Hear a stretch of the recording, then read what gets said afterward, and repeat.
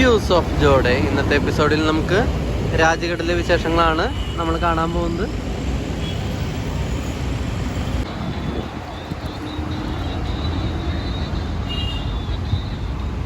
Entrance വഴിയാണ്, നമുക്കപ്പോൾ ആ വഴിയോടെ കണ്ടകത്തേക്ക് പോവാം. ഇന്ത്യയുടെ രാഷ്ട്രപിതാവായ മഹാത്മാഗാന്ധിയുടെ ശവസംസ്കാരം നടത്തിയിട്ടുള്ള സ്മാരകത്തിനെയാണ് രാജ്ഘട്ട് എന്നറിയപ്പെടുന്നത്. അപ്പം അതിൻ്റെ മെയിൻ എൻട്രൻസ് ആണ്.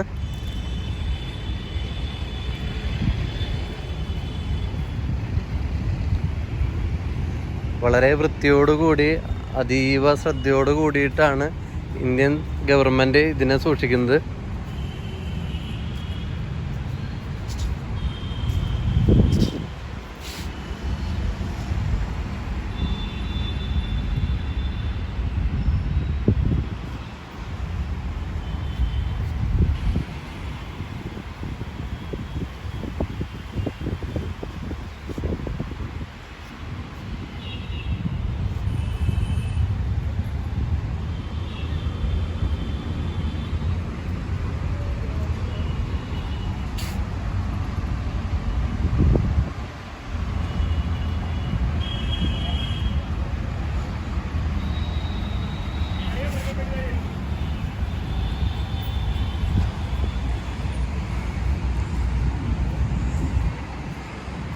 നമുക്കിനി മഹാത്മാഗാന്ധിയുടെ സ്മാരകടക്കുള്ള കാഴ്ചകൾ നമുക്കുള്ളിൽ കാണാം.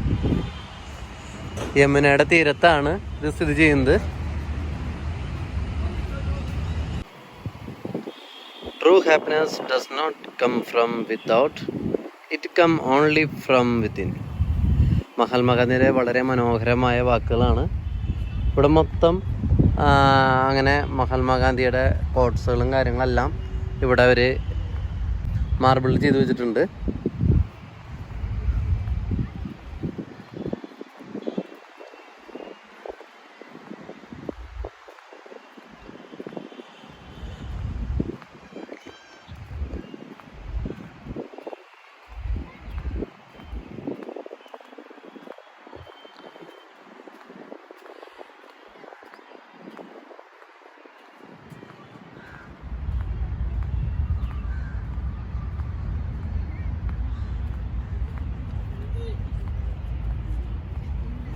ഇന്ത്യയിൽ മറ്റൊരു നേതാവിനും മറ്റാർക്കും അവകാശപ്പെടാനില്ലാത്ത നല്ലൊരു സ്മാരകമാണ്. ഇന്ത്യയിൽ തന്നെ ഏറ്റവും നല്ലൊരു സ്മാരകമാണ് നമ്മുടെ രാഷ്ട്രപിതാവിന് വേണ്ടിയിട്ട് ഇന്ത്യൻ ഗവൺമെൻറ് ഒരുക്കിയിരിക്കുന്നത്. നിങ്ങൾക്കിവിടെ കാണാൻ സാധിക്കും എത്ര മനോഹരമായിട്ടാണ് അവരതിനെ സൂക്ഷിക്കുന്നുള്ളതും അതുപോലെ തന്നെ അതിൻ്റെ വൃത്തിയും കാര്യങ്ങളൊക്കെ നമുക്കിവിടെ കാണാൻ സാധിക്കും. നിങ്ങൾക്ക്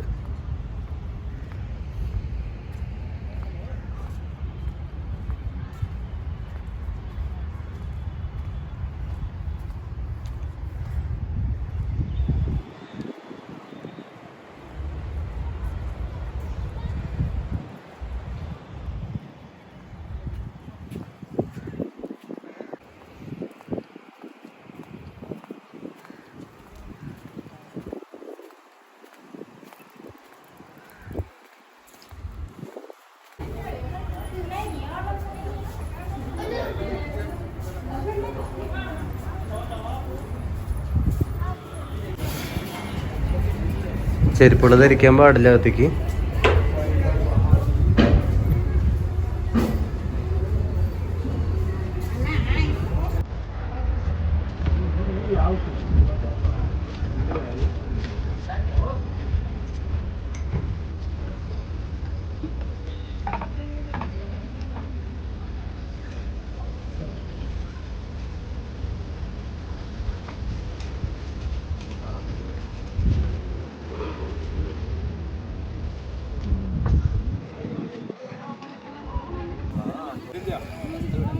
വളരെയധികം എക്സൈറ്റിംഗ് കൂടിയാണ് ഞാനിപ്പോൾ ഇത് കാണുന്നത്. നമ്മുടെ രാഷ്ട്രപിതാവിനെ 1948 ജനുവരി 31 ഇവിടെ സംസ്കരിച്ചത്. മനോഹരമായ മാർബിൾ കൊണ്ടാണ് അലങ്കരിച്ചിട്ടുണ്ട്.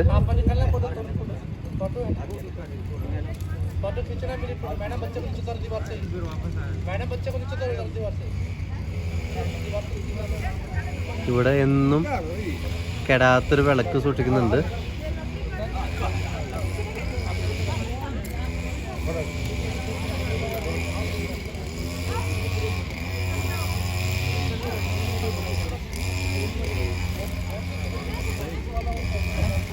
ഇന്ത്യയിലേക്ക് എത്തുന്ന എല്ലാ രാജ്യത്തിലെയും നേതാക്കൾ, മറ്റു വിദേശ രാജ്യങ്ങളിൽ എത്തുന്ന നേതാക്കൾ നിർബന്ധമായും അവർ സന്ദർശിക്കാൻ ആഗ്രഹിക്കുന്ന ഒരു സ്ഥലമാണ് നമ്മുടെ രാഷ്ട്രപിതാവിൻ്റെ സംസ്കാരം ചെയ്ത സ്ഥലം.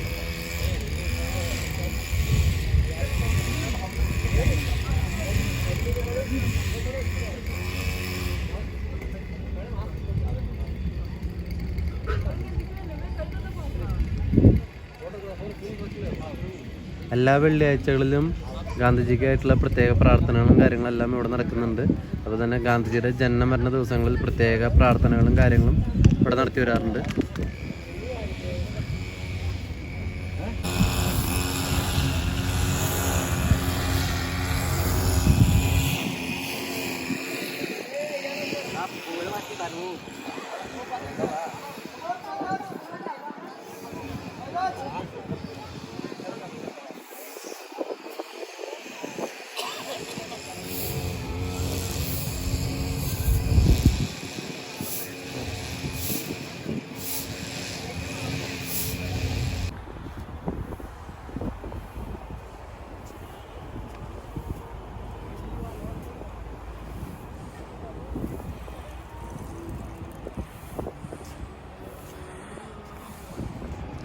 എന്ത് മനോഹരമല്ലേ നമ്മുടെ രാഷ്ട്രപിതാവിൻ്റെ അന്ത്യവിശ്രമം കൊള്ളുന്ന സ്ഥലം.